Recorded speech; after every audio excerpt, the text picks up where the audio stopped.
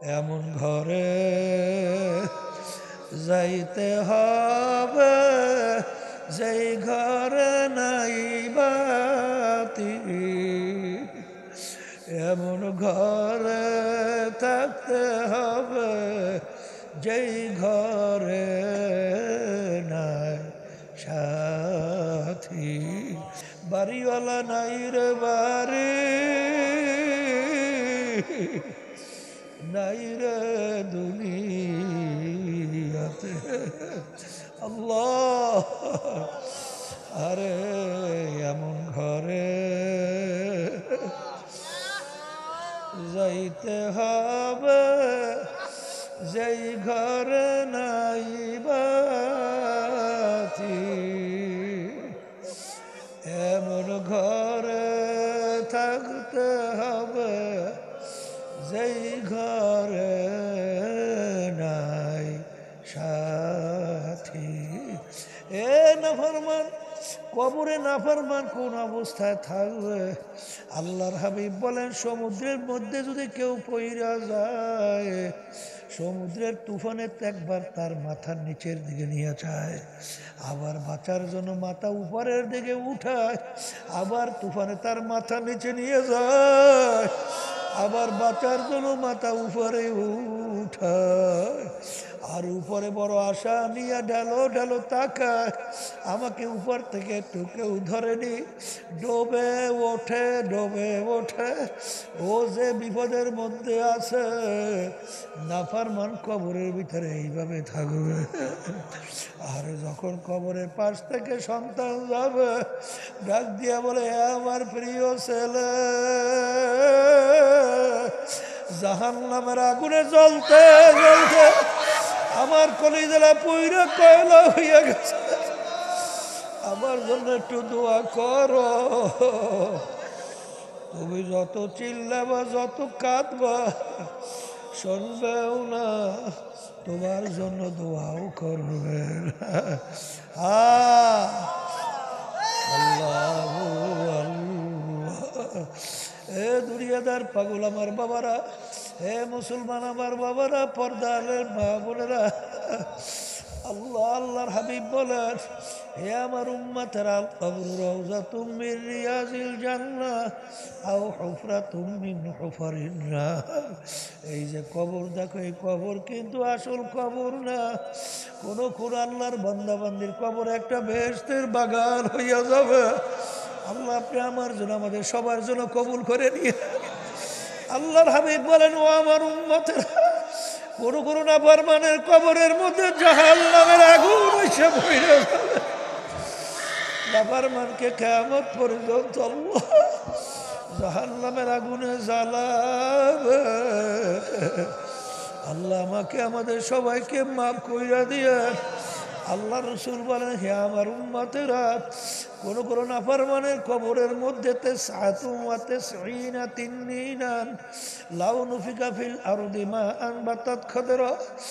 কোন নাফরমানের কবরের ভিতরে একটা না দুইটা না, বিষাক্ত 99টা সাপ জমা হইয়া যাবে।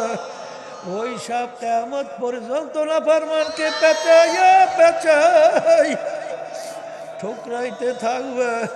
ওই সাপকে এমন বিষধর হবে, জমিনের দিকে মুখ কইরা যদি ফুঁক দিত, কোনো গাছপালা তরুলতা মাথা জাগাতে পারতো না। ফিরআউন মাওলার সঙ্গে চ্যালেঞ্জ করলো, খোদাই পর্যন্ত দাবি করলো, বনি ইসরাইলের ছেলে সন্তানগুলা ধইরা ধইরা জবাই করলো। এত বড় পাওয়া কেউ বলার কোনো শক্তি নাই। ওকে আমার মালিক দুনিয়ার ভিতরে এমন আরামে রাখছিল, 750 বছরের মধ্যে ইতিহাসে দেখা যায় একদিন একটু সর্দি জ্বরও হয় নাই। এত আরামে আমার মালিক ওকে দুনিয়ায় রাখছিল। ওর বাড়ির দরজায় এমন একটা গাছ ছিল, যে কোনো রোগের নিয়াত কইরা খাওয়ার সঙ্গে সঙ্গে রোগ ভালো হয়ে যাইত। ওর কথায় নীল দরিয়ার পানি ভাটা জোয়ার হইতো। এত আরামে আমার মালিক দুনিয়ায় রাখছে।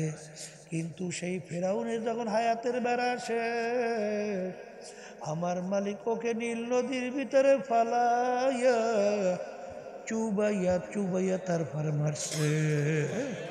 এই ফেরাউনের পাত্তা আছে? আসতে কয় যেরকম আছে। নমরুদ মাওলার সঙ্গে চ্যালেঞ্জ করলো, আর খলিল ইব্রাহিমকে আগুনের ভিতরে ফেলাইল। আরে আমার মালিক একটা ঠ্যাং ভাঙ্গা মশা ওর মস্তকের ভিতরে ঢুকাইয়া এমন ভাবে জ্বালা পোড়া শুরু করলো, মাথা আশ্রাইয়া পাশরাইয়া শেষা বেসা করে মারল। নমরুদের পাত্তাও পাওয়া যায় না। সাদ্দাত মাওলার সঙ্গে চ্যালেঞ্জ করলো, দুনিয়ায় ওর নিজের বানানো বেহেশত তৈরি করলো। বেহেশত কমপ্লিট দেখার জন্য দলে বলে গেল, দেখে বেহেশতের দরজায় বুড়া দাঁড়াই আছে। এ বুড়াটাকে আজরাইল ডাক দিয়া বলে, ওরে খবিস, আমি আজরাইল আছি তোর জান কবজ করার জন্য। শোনার সঙ্গে সঙ্গে থরকম্পন শুরু হয়ে গেল। আরে খবিস সাদ্দাত বলে, ভাই আজরাইল বড় শখ কইরা বেহেশত তৈরি করলাম, একটা নজর দেখার সুযোগ দাও। ওরে খবিস, আমার মালিকের সমস্ত নেয়ামত ভোগ করছ, আমার মাওলার দেওয়া নেয়ামত চক্ষু দিয়া দেখছ, আমার মালিকের নেয়ামত জিহ্বা দিয়া কথা বলছ, আমার মালিকের দেওয়া নেয়ামত হাত পা দিয়া কাজ করছো, আমার মালিকের দেওয়া নেয়ামত ব্রেন দিয়ে পড়াশোনা করছো, এই ব্রেন দিয়া ব্যবসা বাণিজ্য কইরা সম্পদ গুছাইছ, এই ব্রেন দিয়ে অনেক কিছু করলি। আরে কত প্রতিবন্ধী আমাদের সামনে নিয়ে আসে, হুজুর ওর জন্য একটু দোয়া করে। হুজুরও ভালো মন্দ কিছু বোঝে না। আরে বাপ তো ফেল ফেলাইয়া কান্দে। আরে আমার মালিক তোমাকে ইচ্ছা করলে, আমাকে ইচ্ছা করলে প্রতিবন্ধী বানাইতে পারতো কি পারতো না? এই নেয়ামত ব্রেন কে দান করলো? আরে সমস্ত নেয়ামত ভোগ করিয়া দুনিয়ায় বাইচে আসিলি, আরে তোকে আমার মালিক আশরাফুল মাখলুকাত হিসেবে ঘোষণা দিল, কিন্তু আমার মালিককে চেনো নাই, নাফরমানি করলি, আমার মালিকের সঙ্গে চ্যালেঞ্জ করলি। বেশ তো তুই তৈরি করছো, আমার মাওলার তো হুকুম হইয়া গেল, ইযা জা আজালুহুম লা ইস্তাখিরুনা সাআতান ওয়া লা ইস্তাকদিমুন। এরে খবিস, আমার মালিক তোকে হুকুম করছে ধইরা নেওয়ার জন্য, এক সেকেন্ড আগেও হবে না, পরেও হবে না। এই কথা বইলে জহরুটাকে খপ কইরা ধইরা যখন টান মারলো, কলিজার রগগুলা সেইরা সেইরা নিয়ে চইলা গেল। ওই সাদ্দাদের বাহাদুরি কোথায়? জমিনটা ধরটা জমিনের ভিতরে ধারাস কইরা বইরা গেল। এ বড় লোক আমার বাবারা, ক্ষমতা সম্পন্ন আমার বাবারা, এ বড় বড় শিক্ষিত আমার বাবারা, এ বড় বংশের আমার বাবারা, এই মাতুক বাড়ির সরদারি টাকার গরম, ক্ষমতার গরম কয়দিন চলবে? যে কয়দিন দুনিয়ার ভিতরে চক্ষু খোলা থাকবে।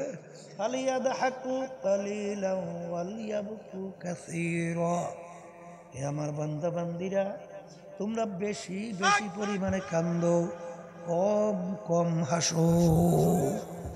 এখানে বেশি কান্নার জন্য কে বলছে? হ্যাঁ, আল্লাহ বলছেন বেশি কান। আল্লাহ রসুল সাল্লাল্লাহু আলাইহি সাল্লাম বলেন বেশি কান। আর বর্তমানে বাইরেছি যে হাসায়, আল্লাহ আমাকে আমাদের সবাইকে মাফ করে দেব।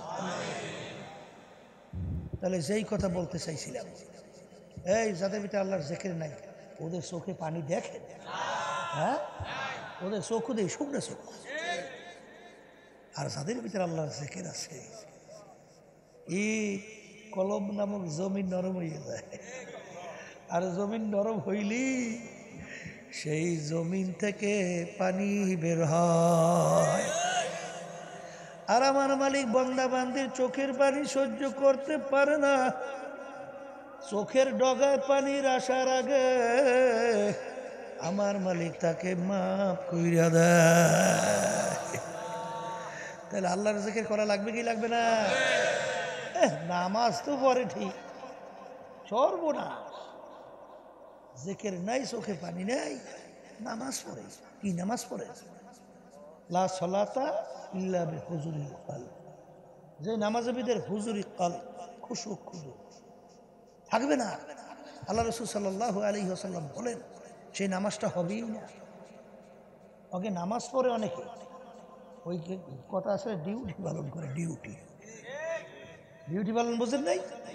এই নামাজ পড়তে আল্লাহ কইছে যা ভাই কয়েকটা সেজদা মেজদা দিয়ে আই, ঠিক না ভাই? ঠিক। কিন্তু যেই নামাজের ভিতরে একাগ্রতা থাকবে না, খুশু খুজু থাকবে না, আল্লাহ রসুল বলতেছে যে নামাজ হবে না। তা নামাজের ভিতরে একাগ্রতা লাগবে, আসতে কয়। আচ্ছা, এই জন্য তো আল্লাহ রাব্বুল আলামিন তোমাকে আমাকে হুকুম করেন,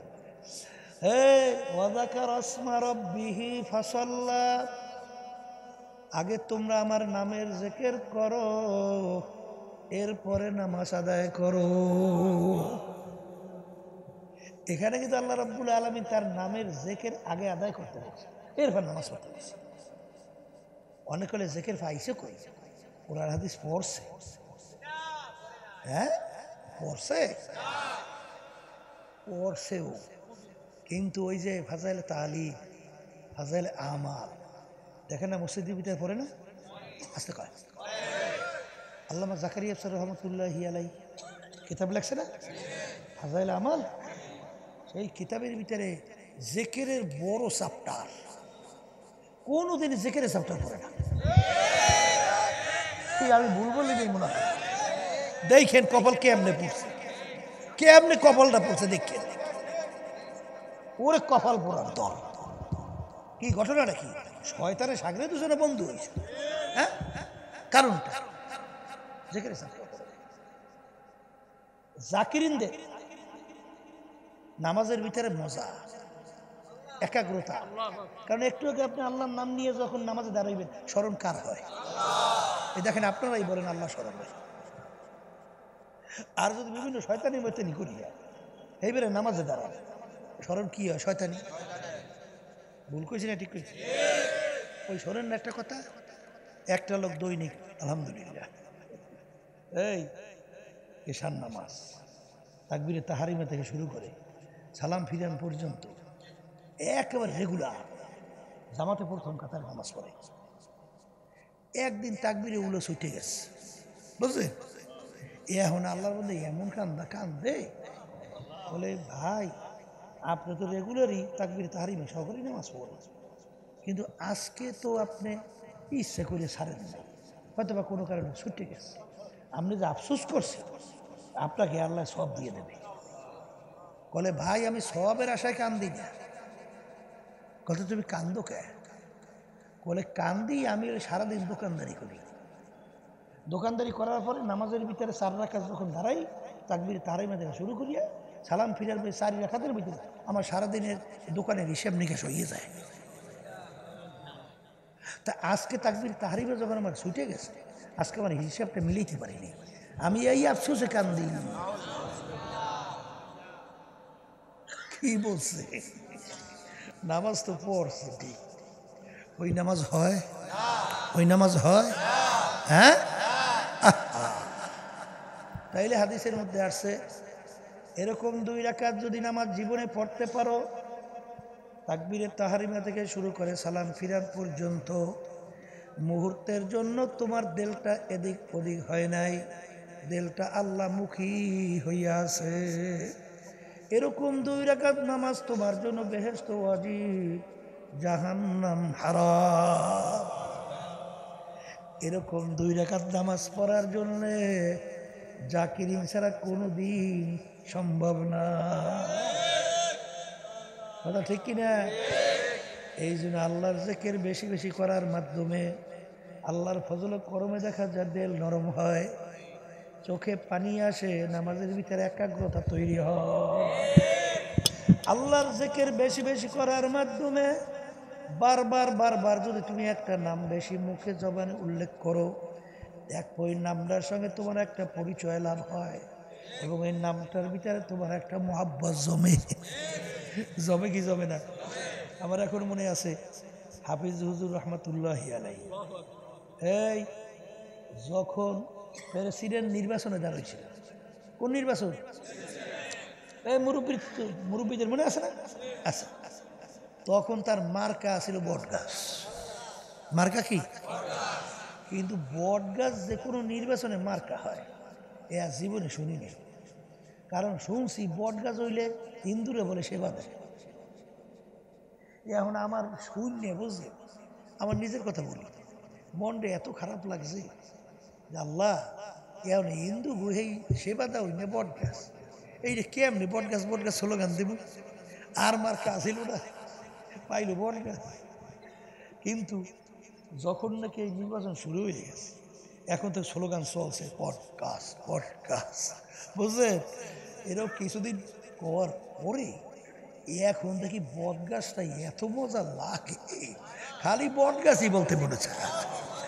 যেই নামটা আগে ভালো লাগে নাই, এখন ওই নামটার ভিতরে মজার মজা, কথা ঠিক কিনা? এই জন্য বাজানদেরকে বলবো, আল্লাহর নাম নিতে নিতে ওর ভিতরে একটা মজা। এক আল্লাহর ওলি বলছিলেন যে আমি যখন আল্লাহর নাম জবানে নেই, আমার জিহ্বাটা মিষ্টিতে ভরিয়ে যায়। কিতে ভরে? একই বুঝাবার জিনিস, এদি বুঝবার জিনিস, এ বুঝান যাবে না, তাহলে বুঝবার জিনিস। এই জন্য আমার বাজানদারকে বলবো, অন্তরে শান্তি চান? আসতে কথা চান না? তো অন্তরে যদি শান্তি চান, কির মধ্যে 2, 4, 5, 10টা 5তলা 10টা বিল্ডিং উঠানি, খুব অন্তরে শান্তি। তাই বিভিন্ন কায়দায় ওই বিভিন্ন ব্র্যান্ডের গাড়ি, শান্তি না? এবার আরো মেম্বারে মিনিস্টার এই এখানে এর মধ্যে ইচ্ছা রেখে নাই কিছু, কেউ ঈশ্বরে মানে নেই, ঈশ্বরে কোন দেখো দিয়ে ওরা ফাজলামি করে কেন বইবি? হ্যাঁ, এটা কেমিক্যাল ছাড়ে বারবার। তাই যেই কথা বলতে চাইছিলাম, এই কি জানি বলছিলাম না জানি, এই অন্তরের শান্তি, অন্তরের সাথে কির মধ্যে আল্লাহ বলতেছেন, এই আলা বিযিকরিল্লাহি তাতমাইন্নুল কুলুব, হে আমার বান্দা বান্দিরা, তোমাদের অন্তরের শান্তি আমি রাখছি আমার জিকিরের মধ্যে। কির মধ্যে? আইয়ুব নবী আলাইহিস সালাতু ওয়াস সালামের নাম শুনছেন? শুনছেন? এমন রোগ আল্লাহ দিয়েছে, সমস্ত শরীরে গোশত পইছে গেছে, গোশতের ভিতরে পোকা জন্মাইছে, হাড্ডির ভিতরে কটকট করে কামড়া, চোখেও পানি নেই, আফসোস, এই গন্ধের শরীর এলাকায় লোক থাকতে পারে না, নিয়ে লোকালয় বাহিরে ফেলাই রাখছে। যেদিন জিব্বার ভিতরে পোকা লাগিয়া গেল, সেদিন 2 চোখের পানি ফালাইয়া কান্দে, এ আমার দয়ার মালিক, তুমি আমার সমস্ত শরীর গোশত পচাইয়া ফেলছো, শরীরের ভিতরে পোকা জন্মাইল, হাড্ডির ভিতরে কটকট কইরা কামড়ায়, আমার দিলের ভিতরে কোনো ব্যথা আফসোস ছিল না, কারণ আমার জবানটা ভালো ছিল, জবান দিয়ে আমি তোমার নাম উল্লেখ করার কারণে, তোমার নাম জিকির করার কারণে আমার অন্তরটা প্রশান্তি হইয়া যাইত। কিন্তু আজকে আমার জিহ্বার ভিতরে পোকা লাইগা গেল, আমি যদি তোমার নাম আমার জিহ্বা দ্বারা না নিতে পারি, এই ব্যথা তো আমি সহ্য করতে পারবো না।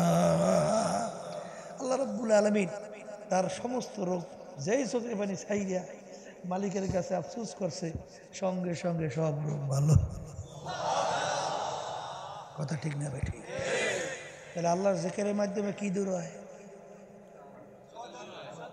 না, শয়তান দূর হয়, কথা ঠিক? নামাজে একাগ্রতা বাড়ে, এই নেকের কাছে আগ্রহ, কথা ঠিক? দরকার আছে, আছে। আমার বাজানদেরকে বলবো, আর একটা সত্যি কথা কইছিলাম জানি কি, ও মাশাআল্লাহ মনে আছে, মানুষ শয়তান, মানুষ শয়তান চেনেন? আপনার স্ত্রী হইতে পারে, আবার স্ত্রীদের স্বামীরাও হইতে পারে, হ্যাঁ, আপনার ছেলেও হইতে পারে, মেয়েরাও হইতে পারে, আপনার বন্ধু বান্ধব হইতে পারে, আপনার আত্মীয় স্বজন হইতে পারে, আপনার দলের নেতা নেত্রীরাও হতে পারে। বলে হুজুর তা কেমন? এক কথা মনে রাখেন, এই যে আপনাকে গুনার মধ্যে উদ্বুদ্ধ করে, কোন যে আপনাকে, সে যদি আপনার স্ত্রী হয়, আপনার স্বামী হোক, আপনার ছেলে হোক, আপনার মেয়ে হোক, আপনার বন্ধু হোক, আপনার আত্মীয় হোক, আপনার দল হোক, আপনার দলের নেতা নেত্রী হোক, সেই হলো মানুষ শয়তান। কথা ঠিক কিনা? এখন মানুষ শয়তান থেকে বাঁচা লাগবে না? এখন জিকির করলে মানুষ শয়তান যায়? তাহাজ্জুদের নামাজে যায়? কোরআন তেলাওয়াতের মাধ্যমে যায়? তাসবিহ তাহলিলের মাধ্যমে যায়?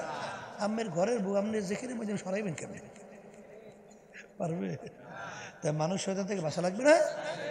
আল্লাহ রাব্বুল আলামিন বলেন মানুষ শয়তান থেকে বাঁচার জন্য ওয়াকুনু মা'আস সাদিকিন, তোমরা সাদিকিন বান্দাদের সঙ্গী হইয়া যাও।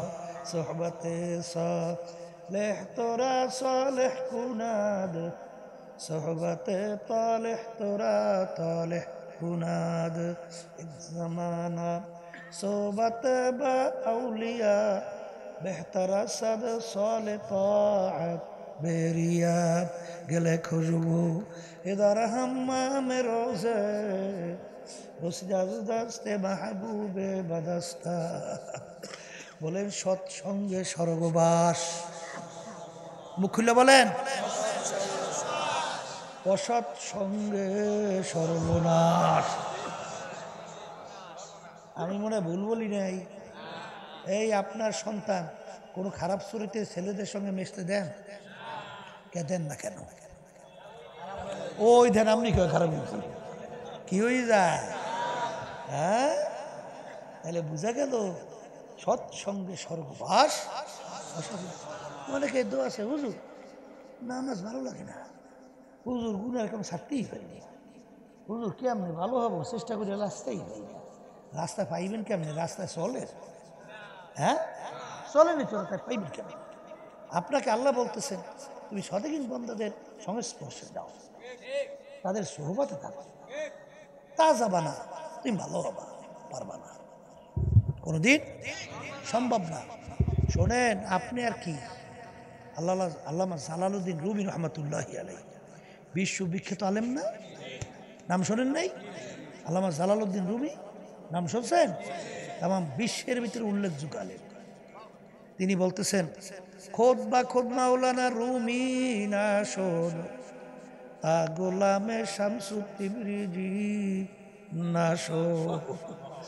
আমি রুমি ততক্ষণ পর্যন্ত রুমি হতে পারি নাই যতক্ষণ শামসুত্তিবরিজির সংস্পর্শে যাইয়া তার সাগরেদ হইতে পারি নাই।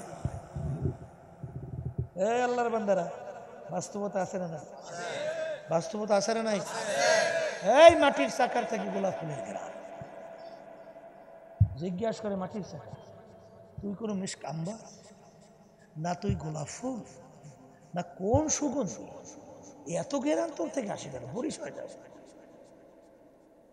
মাটির চাকা উত্তর দেয় আমি কোনো গোলাপ ফুলও না, কোনো মিষ্ক আম্বার কোনো সুগন্ধিও না, তাহলে এত ঘেরান কেন আসে? বলে আমি যেই জায়গায় ছিলাম একটা গোলাপ ফুল ফুইটা আমার সঙ্গে লাগিয়ে রয়েছে। কি ফুইটা? ওই গোলাপ ফুলের ঘেরান আমার ভিতরে ঢুকতে ঢুকতে এখন আমি আর সাধারণ মাটির চাকা নাই, আমি এখন গোলাপ ফুলে পরিণত হয়ে গেছি। আমি এখন কিতে পরিণত হয়েছি? তাইলে আজকে মাটির চাকার সঙ্গে যদি সংস্পর্শে মাটির চাকা যদি গোলাপ ফুলের গুণ অর্জন করে, তাহলে তুমি যদি জাকিরি আল্লাহওয়ালা তাদের সংস্পর্শে যাও, তাহলে সেই গুণ তোমার ভিতরে ঢুকবে না? আসতে কর, ঢুকবেই ঢুকবে না? এই জন্য আমার দাদাজান রহমতুল্লাহি আলাই সুন্দরভাবে একটা উদাহরণ দিতেন, আব্বাজানের জবানে শুনছি। কি উদাহরণ? যার মুরব্বী নাই ওর মুরব্বী হয় শয়তান।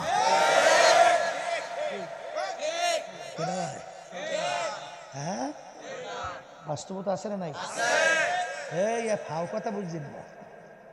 আল্লাহ রাসূল সাল্লাল্লাহু আলাইহি ওয়াসাল্লাম বলেন সাহাবায়ে কেরামদেরকে লক্ষ্য করিয়া, হে আমার সাহাবারা, তোমাদের প্রত্যেকের জন্য ভিন্ন ভিন্ন একটা শয়তান নির্ধারণ করা আছে, প্রত্যেকের জন্য। সাহাবায়ে কেরাম প্রশ্ন করলেন, হে আল্লাহর রাসূল সাল্লাল্লাহু আলাইহি ওয়াসাল্লাম, হুজুর আপনার জন্য কি একটা শয়তান নির্ধারণ করা আছে? আপনার জন্য কি একটা শয়তান নির্ধারণ করা আছে? সাহাবারা প্রশ্ন করছে। আল্লাহ রাসূল সাল্লাল্লাহু আলাইহি ওয়াসাল্লাম বলেন, হ্যাঁ আমার জন্য একটা শয়তান নির্ধারণ করা আছে, কিন্তু ওয়ালাকিন আসলামানি, কিন্তু ও আমার কাছে আত্মসমর্পণ করছে। কারণ আল্লাহ রাব্বুল আলামিন তার রসুল 24 ঘন্টা তার কুদরতি নিয়ন্ত্রণে ছিল। কথা কয় না? কথা ঠিক না? ঠিক। তাহলে শয়তান সবার জন্য নির্ধারিত।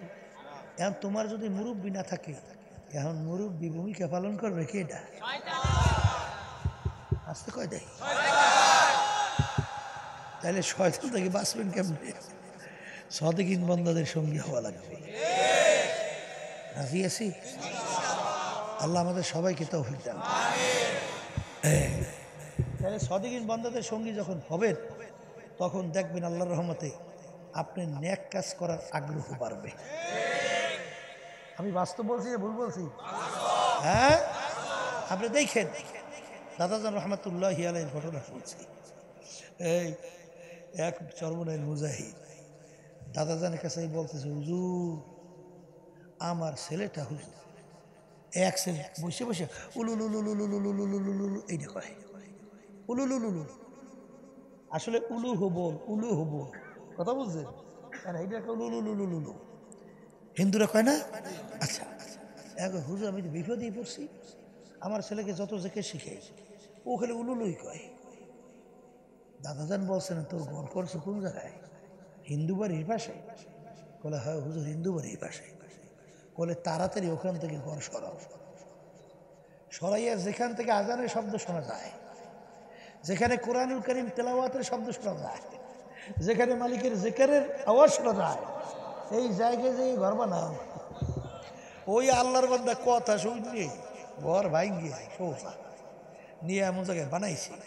এখন কয়েকদিন পরই এখন সন্তান বলতেছে, লা ইলাহা ইল্লাল্লাহ, লা ইলাহা ইল্লাল্লাহ, লা ইলাহা ইল্লাল্লাহ মুহাম্মাদুর রাসূলুল্লাহ। তাহলে সোহবাতের গুরুত্ব আছে না নাই? আছে না নাই? সোহবাত এমন এক জিনিস বাজান ভালো কইরা জানা লাগবে। ওই যে শুনছেন ইমাম ফখরুদ্দিন রাজি রহমাতুল্লাহ আলাইহি বাজান, তিনি পীর সাহেব হুজুরের কাছে গেছিলেন। পীর সাহেব হুজুরে বলেন, আপনি কে? আমি ইমাম ফখরুদ্দিন রাজি। বলে ওই যে শুনছি বিশ্ববিখ্যাত আলেম সে। বলে হ্যাঁ হুজুর আমি সেই ফখরুদ্দিন রাজি। বলে বাবা তোমার ভিতরে এত বেশি এলেম, তোমার ভিতরে মালিকের মারেফত ঢুকানোর জায়গা নাই। এলেমের গরম কমাইয়া আসো, এরপরে চেষ্টা করা যাবে। ওই আল্লাহর বান্দা এক পর্যায়ে আপনারা জানেন তাফসিরে কাবির বইসা বইসা পাতার ভিতরে লেখছিল, বলছেন বাবা এলেমের গরম আরো বাড়ছে, কমাইয়া আসো। তিনি মৌতের যখন সময় আইসা গেল, তিনি তো 101টার মতো দলিল ঠিক করছে মৌতের সময় শয়তানের সঙ্গে যুদ্ধ বহাস করবে। কিন্তু শয়তান তোমার আমার সে বড় জানো না, পাণ্ডিত না কম? আসতে কয় তুমি কি জানো? হ্যাঁ একটু বিসমিল্লাহ তার কি কয়েকটা করি, ওরে সর্বনাশ বিশাল আলেম। ওদিকে শয়তানি বোঝাই, হিংসায় ভরা।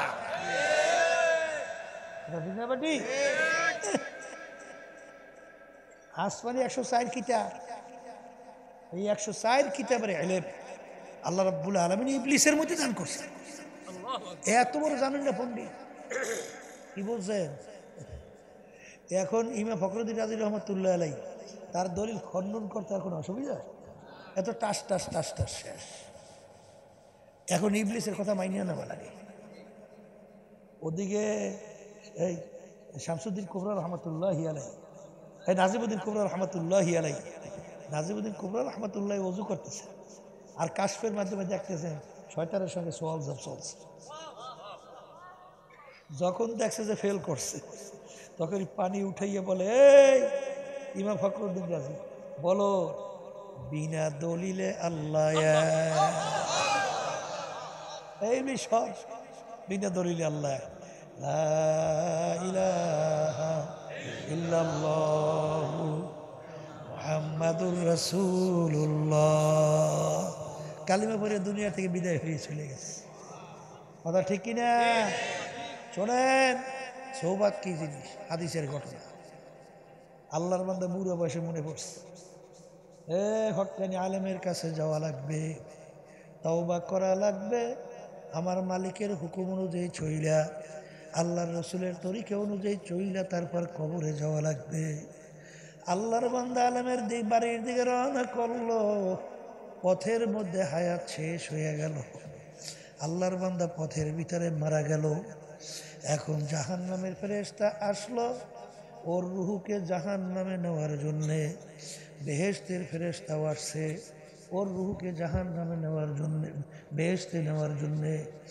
জাহান্নামের ফেরেশতা বলে বান্দা তো এখন পর্যন্ত তাওবা করতে পারে নাই রূহ আমরা পাবো আর বেহেশতের ফেরেশতা বলে বান্দা তো আলেমের বাড়ি রওনা করছে তাওবা করার জন্য ওর মাঝখানে হায়াত শেষ হয়ে গেল বান্দার কি দোষ ও তো রওনাই করছে হায়াত শেষ হচ্ছে রূহ আমরা পাবো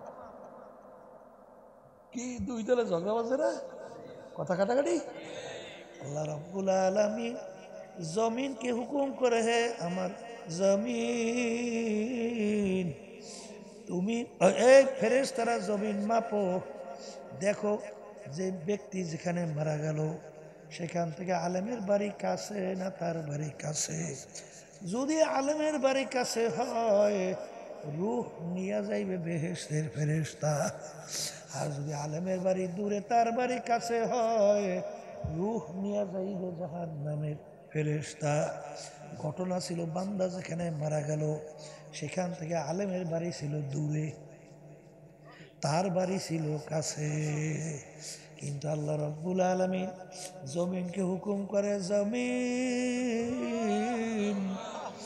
আমার বান্দার জন্য আলেমের বাড়ি কাছে হইয়া যা আমার বান্দা যে আলেমের বাড়ির কাছে আর তার বাড়ি দূরে হয়ে যাও গুনার কাল্লা হালকা থাকা লাগবে আর নেকের পাল্লা ভারী করার জন্যে কুরআন এবং হাদিসের বাহিরে পথ ছাড়া অন্য কোনো পথ নাই আছে আছে আছে যদি নাই থাকে আমার বাজানদেরকে বলবো পর্দার আড়ালের মা বোনদেরকে বলবো দুনিয়া কিন্তু স্থায়ী জায়গা না কোন স্থায়ী দুনিয়ার জিন্দেগি স্থায়ীভাবে কেউ থাকতে পারে না কেউ পারবে না হে বড় লোক আমার বাবারা হে ধনী আমার বাবারা হে ক্ষমতা সম্পন্ন আমার বাবারা হে চেয়ারম্যান মেম্বার এমপি মিনিস্টার আমার বাবারা দুনিয়া কিন্তু শান্তির জায়গা না কেউ কোনোদিন পায় নাই কেউ কোনোদিন পাবে না আর দুনিয়া দারুল মেহনে ওয়াল বালা দুনিয়া বালা মুসিবতের জায়গা কষ্ট ক্লেশের জায়গা বাজার একটু চক্ষু বন্ধ কইরা মোরাকাবা করো এরপরে তালাশ কইরা দেখবা সব প্রশ্নের উত্তর পাবা দুনিয়া শান্তির জায়গা না ইতিহাস পইরা দেখো ফেরাউন মাওলার সঙ্গে চ্যালেঞ্জ করলো খোদাই পর্যন্ত দাবি করলো বনে এসে ছেলে সন্তানগুলা ধইরা ধইরা জবাই করলো এত বড় পাওয়া কেউ বলার কোনো শক্তি নাই ওকে আমার মালিক দুনিয়ার ভিতরে এমন আরামে রাখছিল ৭৫০ বছরের মধ্যে ইতিহাসে দেখা যায় একদিন একটু সর্দি জ্বরও হয় নাই এত আরামে আমার মালিক ওকে দুনিয়ায় রাখছিল ওর বাড়ির দরজায় এমন একটা গাছ ছিল যে কোনো রোগের নিয়াত করিয়া খাওয়ার সঙ্গে সঙ্গে রোগ ভালো হয়ে যাইত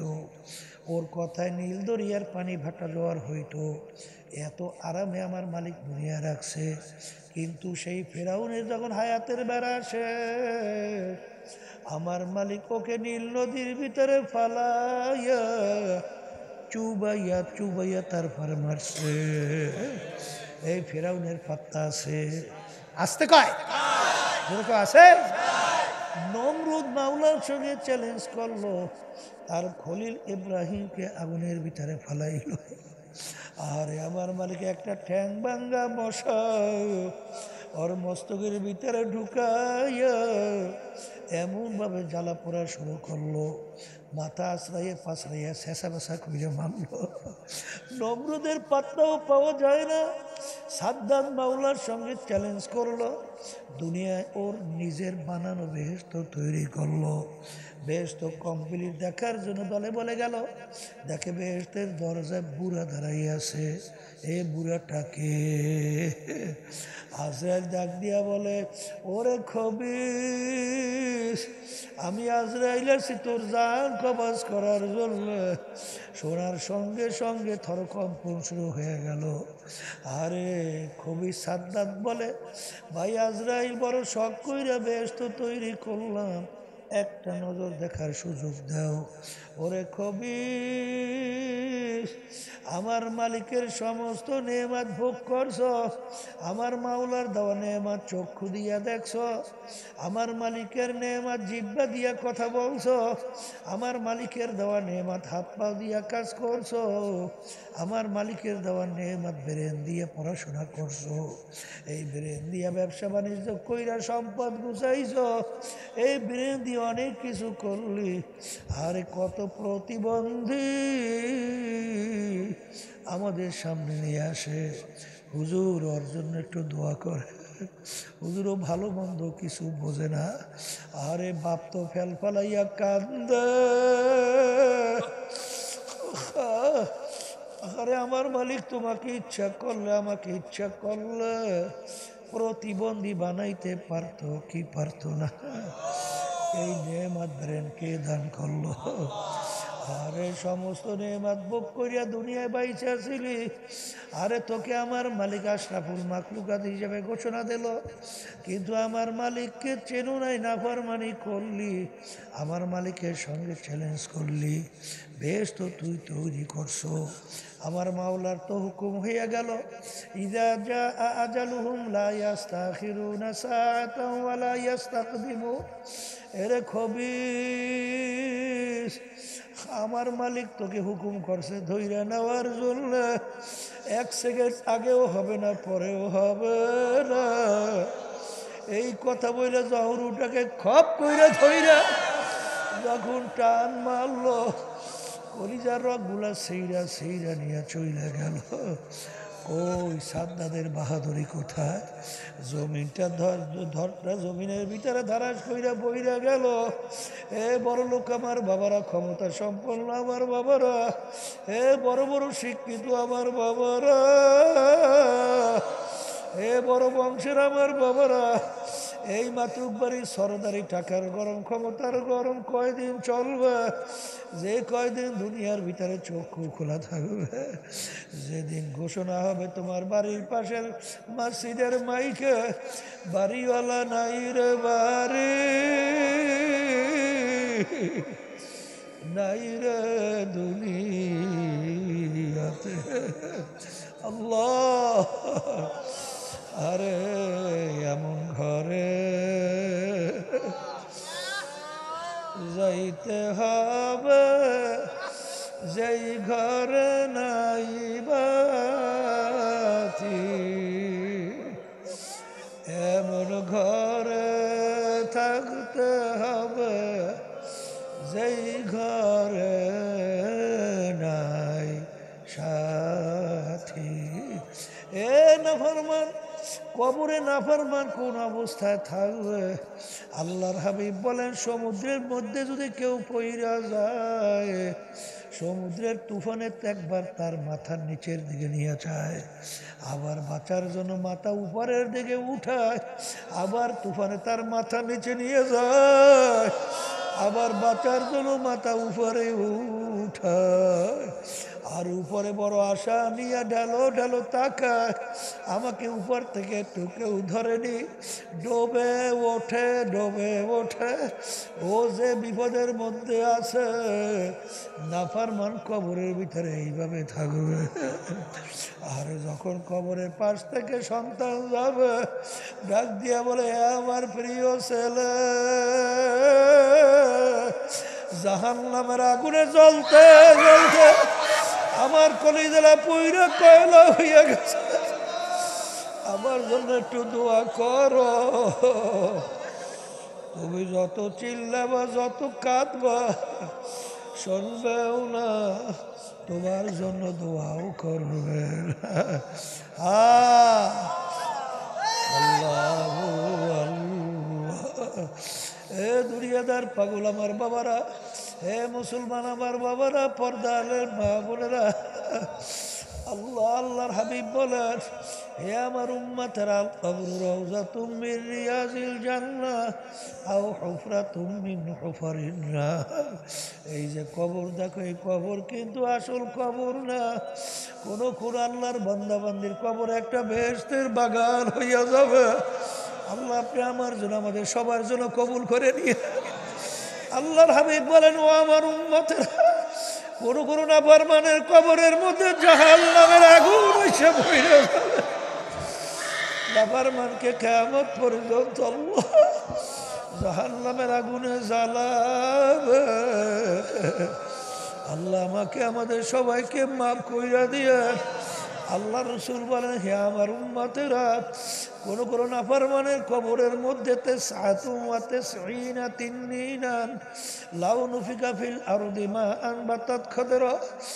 কোন নাফরমানের কবরের ভিতরে একটা না দুইটা না বিষাক্ত 99টা সাপ জমা হইয়া যাবে। ওই সাপ কিয়ামত পর্যন্ত নাফরমানকে পেঁচাই ঠোকরাইতে থাকবে। ওই সাপকে এমন বিষধর হবে, জমিনের দিকে মুখ কইরা যদি ফুঁক দিত, কোনো গাছপালা তরুলতা মাথা জাগাতে পারত না। এমন ঘরে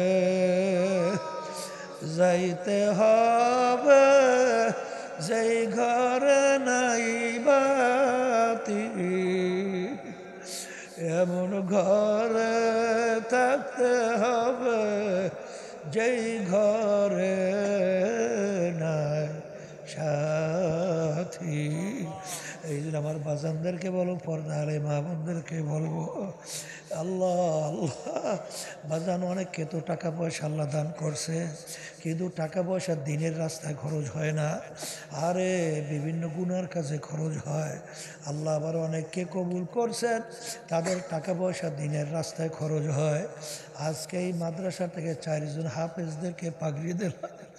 আল্লাহ, এরকম 10 জন লোককে আল্লাহ রাব্বুল আলামিনের কাছে সুপারিশের মাধ্যমে জাহান্নামের হুকুম হয়ে গেল, বেহেশতের ব্যবস্থা করতে পারবে। একজন হাফেজ এরকম 10 জনকে আল্লাহ আপনি আমাদের জন্য কবুল করেন। আমাদেরকে আপনি হাফেজের আব্বা বানাইয়া দিয়ে, আল্লাহ আত্মীয় বানাইয়া দিয়ে। মালিক, কিয়ামতের ময়দানে ইখলাস দিয়ে দিনের কাজ করার তৌফিক দান কইরেন। আল্লাহ, এই মাদ্রাসা যাদের উসিলায় হইল, যাদের সহযোগিতায় হইল, যারা করলো, এবং সমস্ত দিন সহি মাদ্রাসাগুলো যাদের উসিলায় সহযোগিতায় হইল, সবাইকে আপনি দুনিয়া এবং আখিরাতের সম্মানের ব্যবস্থা করে দিয়ে, নাজাতের ওসিলা বানাইয়া দিয়েন। আর মালিক, আমাদের সবাইকে আপনি ভালো কাজের সহযোগিতায় থাকার তৌফিক দান কইরেন, খারাপ কাজের বিরোধিতা করার তৌফিক দান কইরেন। মালিক, মাহফিলের দিকে তাকাইয়া দেখে, আল্লাহ জফুল কালাম আপনার হাতে। মালিক, আমাদের দিলকে আপনার মুখী কইরা দেন। শয়তান এবং নফস এবং মানুষ শয়তান থেকে আপনি আমাদেরকে হেফাজতে রাখেন।